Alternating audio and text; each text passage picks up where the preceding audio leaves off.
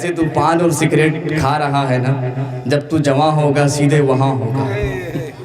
بات سمجھ رہے ہیں؟ یہ حال ہے، یہ معاملہ ہے۔ دیکھیں میں لطیفہ گوئی سے بہت پرہیز کرتا ہوں الحمدللہ، لیکن علامہ نعیم الدین یارخاں فرماتے ہیں کہ 10 باتوں میں ایک بات ایسی کرو جس سے 9 باتیں سننے کا مادہ پیدا ہو جائے۔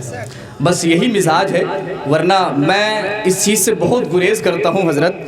میں نہیں چاہتا کہ اب میری یہ دلی خواہش رہتی ہے کہ میرے نقابت کا طائر جب تک زندہ رہے تو کسی ایسے آشیانے کا انتخاب نہ کرے جس سے بے ادبی کا شائبہ نظر آتا ہو۔ اس چیز سے بڑا پرہیز کرتا ہوں میں، لیکن وقت اور حالات کی بات ہوتی ہے، کبھی کبھی آپ لوگ یا کچھ لوگ ایسے مجبور کر دیتے ہیں کہ نقبہ حضرات کو لطیفے کا سہارا لینا پڑتا ہے۔ یہ مجبوری ہے، یہ مسروری نہیں ہے، ورنہ میں چاہوں تو ابھی آپ کو یہاں سے اٹھا کے 7ویں آسمان میں پہنچا دوں۔ پھر سوچ رہا ہوں وہاں سے ایک آدھ گر جائے تو کیا ہوگا، خیال بھی کرنا پڑے گا نا۔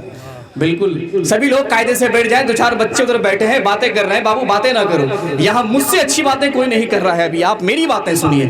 ورنہ ایک باپ کا 2 بیٹا تھا، ایک 12 سال کا ایک 10 سال کا حضرت۔ باپ آیا کھیت سے کام کر کے بڑا تھکا ہوا پریشان، بڑے بیٹے سے کہا بیٹا پانی پلاؤ، کہا نہیں پلاؤں گا، کہا بیٹا پانی پلاؤ تھکا ہوا آیا ہوں۔ بڑا بیٹا کہتا ہے نہیں ابا میں نہیں پلاؤں گا۔ اس کا چھوٹا بیٹا کہتا ہے ارے ابو جان آپ بے وجہ اس کے پیچھے پریشان ہو رہے ہیں، یہ نہیں پلائے گا، ایک کام کیجئے آپ خود جا کے پی کر کے آئیے اور میرے لیے بھی ایک گلاس لے کر کے آئیے۔ یہ حال ہے آج کل کے بچوں کا، سمجھ رہے ہیں؟ بس میں چاہ رہا تھا کہ آپ کا مزاج بن جائے۔ اگر آپ سچے حسینی ہیں تو پھر میں یہ کہوں گا کہ حسینی یاد سے ایک محترم غم جاگ جاتا ہے۔ تیور سے تیور ملائیے، میں اپنا کلیجہ گردہ پھیپھڑا سب آپ کو نکال کے دے رہا ہوں، آپ اپنا دسترخوان تو بچھائیے۔ حسینی یاد سے ایک محترم غم جاگ جاتا ہے، دلوں کے زخم کم ہوتے ہیں مرہم جاگ جاتا ہے، دلوں کے زخم کم ہوتے ہیں مرہم جاگ جاتا ہے۔ اور ادھر چھیڑا کسی نے کربل کے 72 کا، ادھر سنی کے دل میں محرم جاگ جاتا ہے، ادھر سنی کے دل میں محرم جاگ جاتا ہے، ادھر سنی کے دل میں محرم جاگ جاتا ہے۔ ایسے بیٹھے کہ آپ بالکل حسینی ہیں، اپنے کمتری ہونے کا احساس نہ کریں، بالکل احساس نہ کریں، آپ اس انداز میں بیٹھے رہیں۔ ایسا لگنا چاہیے کہ چاہے اگر سامنے یزید کا اگر 13,000 یا 63,000 کی ہی فوج کیوں نہ ہو، ایک 72 حسینی بھاری پڑ جاتا ہے۔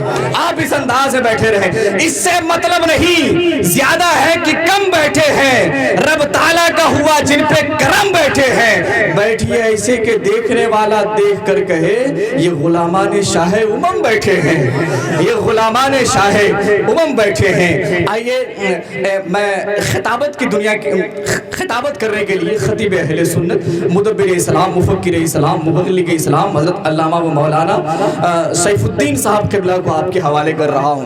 اچھا کبھی کبھی نا اکثر یہ ہوتا ہے، کبھی کبھی نہیں اکثر یہ ہوتا ہے، ہماری ماں بہنیں بھی سن رہی ہیں، اکثر یہ ہوتا ہے جلسوں میں کہ جب تک نعت خوانی ہوتی ہے لوگ ایسے جمے ہوئے بیٹھے رہتے ہیں جیسے کوئی مجسمہ بٹھا دیا گیا ہو، اٹھاؤ تو بھی نہیں اٹھتے ہیں، لیکن جب تقریر ہوتی ہے پتہ نہیں لوگوں کو کیسا مزاج ہو جاتا ہے، بالکل اٹھ کر کے چلے جاتے ہیں۔ اسی لیے میں اکثر یہ بات کہتا ہوں کہ انسان اچھائی کی طرف نہیں جاتا ہے اور برائی کی طرف بہت آسانی سے چلا جاتا ہے۔ جیسے دودھ بیچنے والے کو گھر گھر جانا پڑتا ہے، شراب بیچنے والا کہیں نہیں جاتا۔ یہ حال ہے اچھائی اور برائی کا، آپ سمجھ رہے ہیں نا؟ میں آپ کو بتاؤں قرآن کی ایک آیت ہے وَإِذْ قُلْنَا لِلْمَلَائِكَةِ اسْجُدُوا لِآدَمَ فَسَجَدُوا إِلَّا إِبْلِيسَ أَبَى وَاسْتَكْبَرَ وَكَانَ مِنَ الْكَافِرِينَ۔ وَإِذْ قُلْنَا، علماء کرام بیٹھے آپ پوچھ لیجئے، جہاں قلنا اور قالا سے پہلے اذ آتا ہے وہاں معنی ہوتا ہے یاد کرو، معنی ہوتا ہے یاد کرو۔ قلنا قالا سے پہلے اذ آنے سے معنی ہوتا ہے یاد کرو، وَإِذْ قُلْنَا اے محبوب یاد کرو۔ میں تفسیر میں نہیں بس ایک اشارہ دے رہا ہوں آپ کو، اے محبوب یاد کرو۔ یاد کون دلا رہا ہے؟ غور سے سنیے گا جو لوگ تقریر کے وقت اٹھ کے چلے جاتے ہیں، یاد کون دلا رہا ہے؟ اللہ۔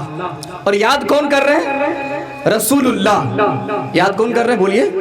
رسول اللہ۔ یعنی پتا چلا یہ علماء کرام جو اسٹیج سے رات اور دن آپ کو مصطفیٰ کی سیرت اور مصطفیٰ کے احکام یاد دلاتے ہیں، یہ سنت خدا ادا کرتے ہیں، آپ یاد کرتے ہیں بیٹھ کر کے سنت مصطفیٰ ادا کرتے ہیں۔